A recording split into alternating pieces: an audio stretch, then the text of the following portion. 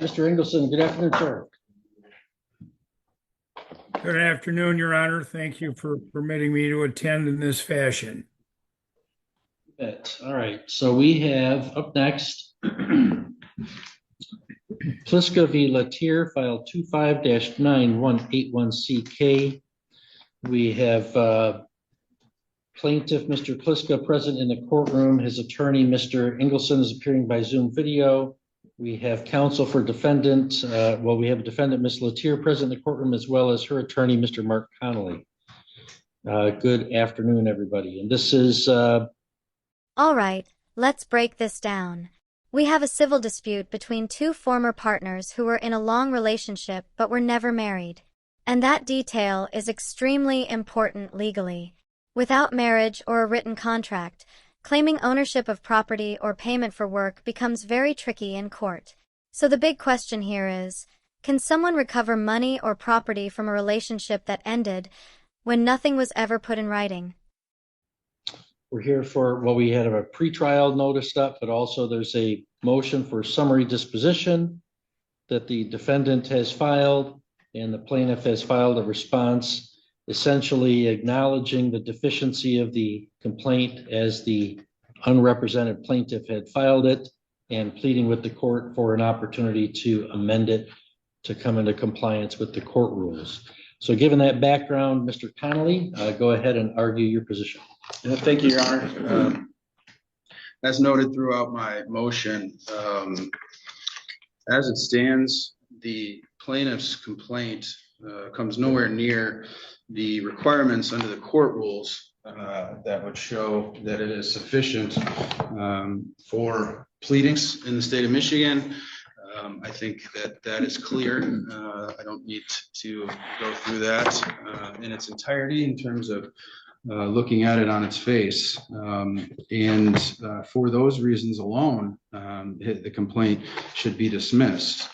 But as the court, I know, has read through my motion and brief, even if the plaintiff was given an opportunity to amend the complaint, the facts that were to come out in this case would still not amount to a claim of action. As noted, and I know as the court is well aware, this case comes because of a long meretricious relationship between the parties. There was never a marriage, never anything in writing to establish the claims that Mr. Pliska brings before the court. Listen closely to the defense strategy here. They're leaning heavily on one legal reality. Michigan abolished common law marriage decades ago. That means simply living together doesn't create the same legal rights as marriage. So unless the plaintiff can show a clear agreement, written or verbal, proving payment or ownership, the court may see this as just a relationship dispute rather than a legal contract. And as I noted, but what I wanted to certainly stress today in terms of what the Michigan case law says in regards to meretricious relationships, of course, its basis is because back in 1957, the state abolished common law marriages. So in order for a party to prevail in a complaint against their prior boyfriend, girlfriend, whatever label, they have to show independent additional consideration, whether that be expressed or implied, in order to do so. And it makes sense. The law does not allow for scorned lovers who didn't take the opportunity to get married to come and clog up the court systems with something exactly like what Mr. Pliska has filed before the court. And you can't use quantum merit arguments or unjust enrichment arguments either, which also makes sense, because you have to be able to show that at the time the alleged work that Mr. Pliska is alleging he needs to be paid for, at the time he was doing it, he expected to be paid. And at the time he was doing the work and expecting to be paid, my client, Ms. Latier, knew of this independent agreement and was expecting to pay him. and that there's no facts. This record will never develop in a way to show that that was ever the case. As we went through and noted in the affidavit that Ms. Latier signed and we attached to our brief, I mean, we're going through all of these thieves of metal roofing, windows and doors, insulation, electrical wiring, drywall, plumbing. Those are not thieves, as Mr. Pliska wrote. Those were materials that were bought solely by Ms. Latier and put into her home. And again, then he gets into what apparently would amount to contracts that were breached by Ms. Latier, but there's nothing that will show that that was ever the case. And now, since we filed my motion back in the beginning of January, and Mr. Pliska hired Mr. Engelson, and they responded, they didn't respond with any of these potential arguments or excuse me, agreements that would help their position. Because again, that just goes to show that there are none, and if this case is allowed to proceed, none will be shown later on down the road. So essentially then, Mr. Engelson's asking the court under 2.118 to amend, obviously after the 14-day by right, so asking for leave. And I know the court is well aware of what the case law says when asking for that justice must require that be allowed. And clearly this is not one of those situations. This is clearly a futile attempt. According to the case Gauthier v. Motor Parts Federal Credit Union 192 Mishap 74 on page 78, an amendment is futile where, ignoring the substantive merits of the claim, it is legally insufficient on its face. That's precisely what we have here. And Mr. Pliska should not be allowed to use the court system, our civil system, in this manner. And he should know that going and filing a complaint that looks like this has consequences. And those consequences are that he doesn't get to come back later and try to clean it up. He doesn't get to come back later and throw more things at the wall to see what sticks. Because ultimately the only person that's literally paying is Ms. Latier. As noted, I know there's quite a lot of And here comes the big swing from the defense. They're asking the judge not only to dismiss the case, but to dismiss it with prejudice. That's serious. If the judge agrees, it means the plaintiff can't simply rewrite the complaint and try again. It would effectively shut the door on most of the claims permanently. What do you think? Should courts allow people to fix poorly written complaints, or should they face consequences for filing them in the first place? Different arguments that I've made, different requests that I've made, but again, this case should be nipped in the bud right now. It should be dismissed with prejudice. It should be deemed frivolous by the court, and Mr. Pliska should be on the hook to pay for Ms. Latier's costs and attorney's fees. Can I ask you, in terms of, I mean, as I understand it, Mr. Engelson is relying on the rule, not so much of leave to amend, the normal leave to amend, but the summary disposition rule that says if I agree with you, as seems everybody agrees, that the complaint as filed was inadequate and summary disposition should issue. The court rule does say that if I'm going to enter summary disposition, I should allow the party against whom that's entering an opportunity to amend the pleadings, unless doing so would be futile. And what am I to make of the fact I'm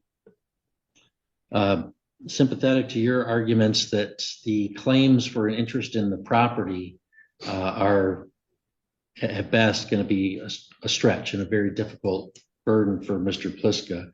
But Mr. Engelson's response also says he wants to press claims for a return of items of personal property, almost like a claim and delivery. I mean, that wouldn't be futile, would it, to allow for that? Your Honor, thank you. And I apologize. I meant to address that too.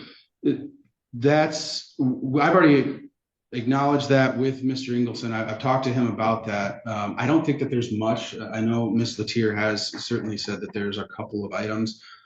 She doesn't want that stuff at her house. Those are certainly things that we can do outside of the litigation realm to get him his stuff back. It's not much, but certainly, again, she doesn't want it at her home, and that can be done so without this process and without Ms. Latier having to spend thousands of dollars in attorney's fees to do so. But yeah, but honestly, I was slightly confused by some of the response in that the real property, again, that's just, that ship has sailed. The law is very clear on that. Proceeds divided, that's not allowable. That's not what the law says. They were never married. But anything in regards to personal property, I just don't want the court to allow amendment just for that without some sort of severe sanction or, very precise language on it, because again, she's had to spend a lot of money and then will continue to have to spend a lot of money on what I certainly see as a frivolous claim. All right, thank you, Mr. Connolly. Mr. Ingleson, what's your response here? Briefly, Your Honor, the affidavit we filed has components contrary to the affidavit filed and the pleadings filed by counsel. Whether it's a claim and Hang on a second. Hang on, you're breaking up. We're not getting a great connection here. Sorry. Maybe go slower.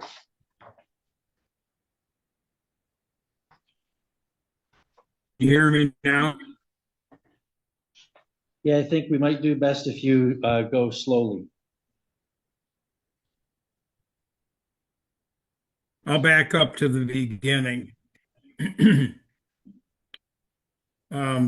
First of all, our response included an affidavit in opposition to the affidavit of the defendant as to the comments about personal property. There is a disagreement as to what Ms. Latier claims is being hers and what Mr. Pliska claims to be his. Now, certainly in any litigation, if a resolve can be reached, we're all for it, because by and large that does occur statistically. That's part of it. The second part of it is the issue of whether or not a authority to either amend the complaint or a dismissal without prejudice, which would afford the plaintiff to file a cleaned up claim, as long as it's not futile, the law would support that proposition. And that's what we're seeking, Your Honor. Our affidavit includes the assertion that there's verbal and written agreement between the parties as to the long-term ownership of the real property. And since they're not married, should a finding be made of ownership, it would likely be in under the auspices of tenants in common, which, of course, under the partition statute, for example, would afford the opportunity in one manner or another for a division of the property or a division of its worth or a sale of it and a division of the proceeds. And so I'm the first to admit, as I did in my pleadings, Mr. Pliska's effort to bring a claim was... Now this is a rare moment of honesty in court. The plaintiff's attorney basically admits the original complaint was, let's say, less than professional. But his strategy is clear. He's asking the judge to allow an amended complaint. Courts often prefer cases to be decided on their merits rather than technical mistakes, but only if the underlying claim actually has legal potential. How should I say it politely to him and to all of us? A mess. But I don't think that should foreclose his opportunity across the board and for all time to have his opportunity. And that's what we seek. However, the court would choose to have that occur because I've offered what I believe are the options available to the court, and we seek one or the other in order to take a better, more focused approach to advancing claims on behalf of Mr. Pliska. Thank you. I'll answer any questions.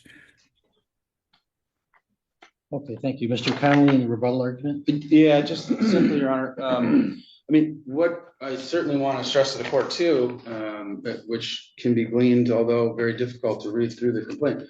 Real property is not mentioned in this at all. I mean, he didn't write in here anything about, I somehow have some stake in this real property in Wolverine and need to be paid back for that. So now we're getting into the realm of something completely different. So and then in regards to these personal property, that's what I've addressed and individually gone through, and Ms. Gauthier signed the affidavit about. So if the court was to dismiss this case with prejudice based on this futile complaint, this frivolous complaint, then it would still have, they would still have this opportunity if they were to want to come back to make some argument about the real property, because, which again, of course would argue would fail, but there's nothing in here about that. So now the only one that I'm stuck on is the final page of the complaint where he says theft of tools, trailers, scaffolding, and ladders. That it seems that although that was inartfully worded, giving some kind of opportunity to amend, to press a claim for conversion or claim and delivery or something. I don't know why I would be allowed to foreclose that. And glad you brought that up, because that's what I was alluding to with what I've already, those are the only items that we believe are still on the property. That here you go. Right, I know, but I understand. But if you don't do that and I've entered summary disposition without an opportunity to amend to it, then he's without remedy.